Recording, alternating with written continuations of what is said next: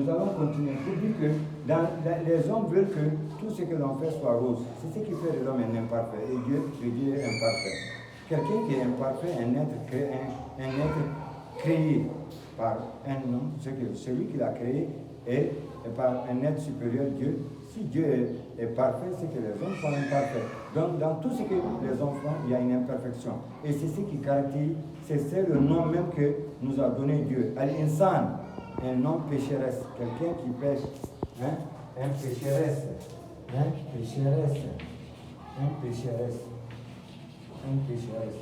quelqu'un qui est digne de pécher, c'est ça, Al-Insan en arabe. Donc, l'homme ne peut pas être totalement bon, il ne peut pas être totalement mauvais.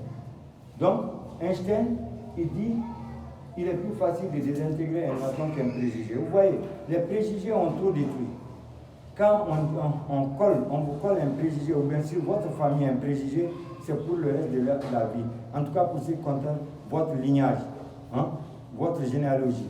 Quand on vous taxe dans les sociétés traditionnelles africaines de sorciers, une famille, quand on dit que cette famille est sorcière, même si c'est la famille royale, même si c'est la famille chefferie, même si c'est la famille des imamas, c'est-à-dire la famille de l'imama, hein, ceux qui font prier, les imams qui font prier le village, ça va le suivre jusqu'à l'éternité. Donc, vous voyez, les préjugés ont causé beaucoup de désastres, beaucoup de malheur, de travers pour les hommes qui en ont été frappés, pour les hommes qui ont été frappés par les préjugés. Donc que Dieu nous en garde des préjugés, que Dieu nous en garde. Dans la vie, rien ne galvaude, rien ne détruit la réputation, la renommée d'un homme ou d'une famille plus que le préjugé. La vie est ainsi faite. Que Dieu nous en garde. Merci.